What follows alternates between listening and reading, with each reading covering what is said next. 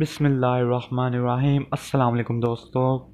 मेरा नाम है कासिम। वेलकम करता हूँ आपको कासिम टेक एंड अर्न में। जी दोस्तों, दोबारा से खुशामदीद आपको फॉरेक्स के इस फ्री कोर्स में, जिसमें हम आपको सिखा रहे हैं कि फॉरेक्स ट्रेडिंग होती क्या है, बेसिकली ये चीज़ क्या चीज़।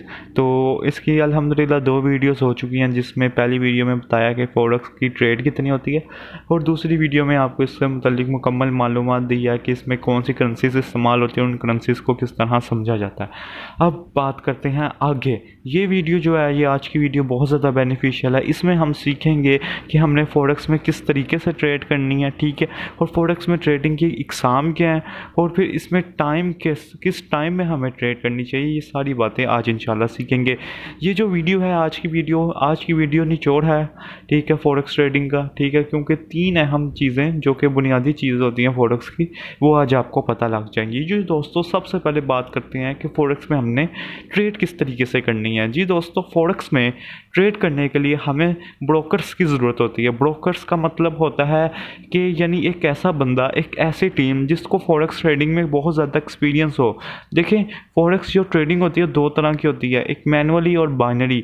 जो मैनुअली ट्रेडिंग होती है उसमें बंदे को बहुत बड़ा एक नॉलेज चाहिए होता है, साथ ही साथ उसको एक बहुत बड़ी इन्वेस्टमेंट चाहिए होती है, ठीक है, और उसमें लॉस भी बहुत ज़्यादा होने के चांसेस हैं, ठीक है। लेकिन अगर एक दूसरी ट्रेडिंग है बाइनरी ट्रेडिंग।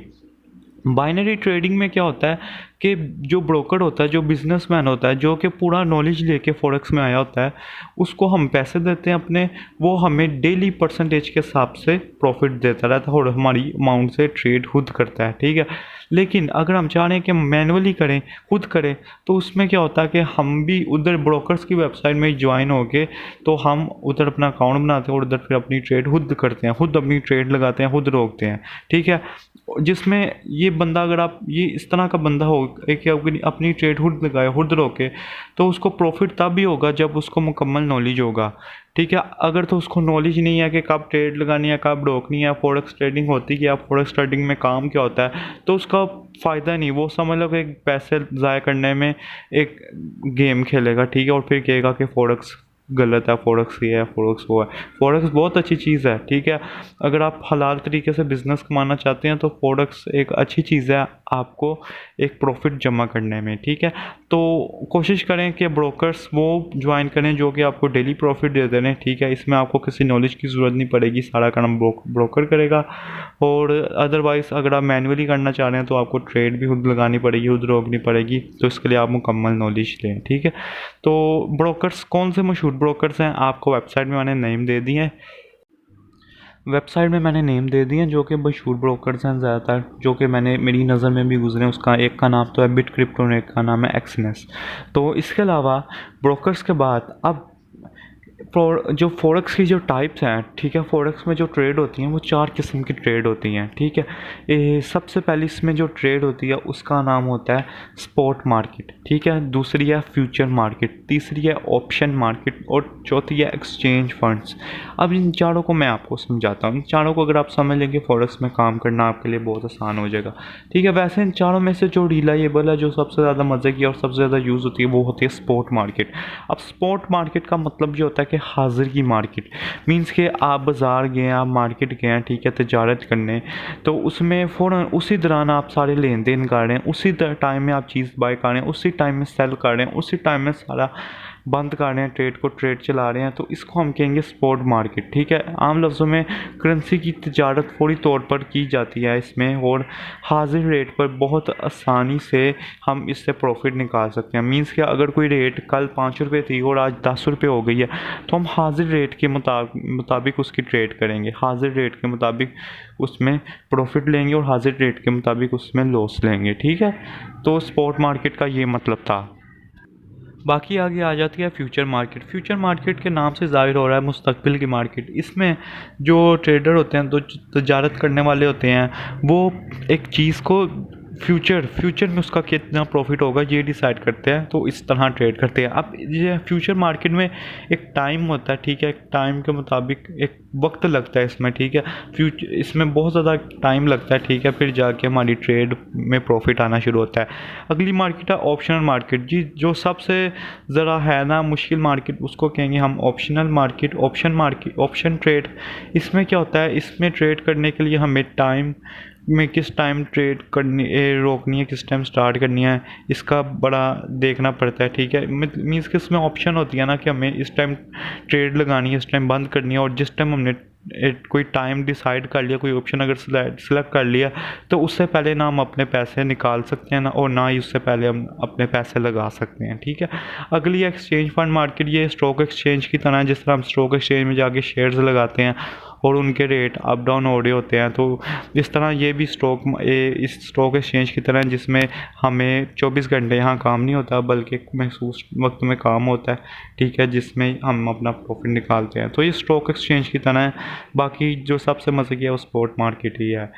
तो अब आगे बात करते हैं कि मुनाफा कैसे कमाया जाए। जी दोस्तों, टेक्निकली अगर देखा जाए तो हमें मुनाफा तब भी होगा ना जब कोई मार्केट खुली होगी, ठीक है। सपोज़ करें कि अगर कोई मार्केट ही बंद है, ये सपोज़ करें जैसा कि हमारे इलाके में कोई मार्केट है जो कि आज संडे वाले दिन बंद है, लेकिन हम उधर जाके जो भी वो मार्केट है, चाहे वो इलेक्ट्रॉनिक से रिलेटेड मार्केट है, चाहे किसी भी तरह से रिलेटेड मार्केट है, और हम वहाँ जाके अपनी दुकान खोल लेते हैं, या वहाँ जाके हम इन्वेस्ट करना चाह रहे होते हैं, तो जाहिर सी बात है दुकान बंद है, मार्केट सी सारी बंद है, तो वहाँ ना किसी कस्टमर ने आना है, ना ही हमारी जो शॉप है उधर किसी ने आना है, और ना ही हमारे से इन्वेस्टमेंट लेने वाला कोई होना है वहाँ, ठीक है।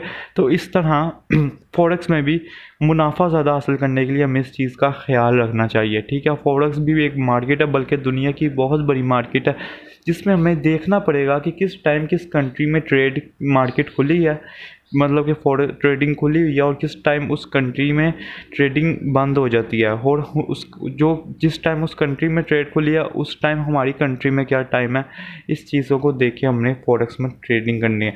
तो मैं आपको कुछ टाइम जोन्स बता देता हूँ जिस टाइम आपने ट्रेडिंग करनी है, ठीक है, ताकि आपको अंदाज़ा हो जाए कि ये टाइम है हमारे पास, और इस टाइम मार्केट्स खुली हुई हैं, और इस टाइम हमने ज़्यादा प्रॉफिट हो सकता है, ठीक है।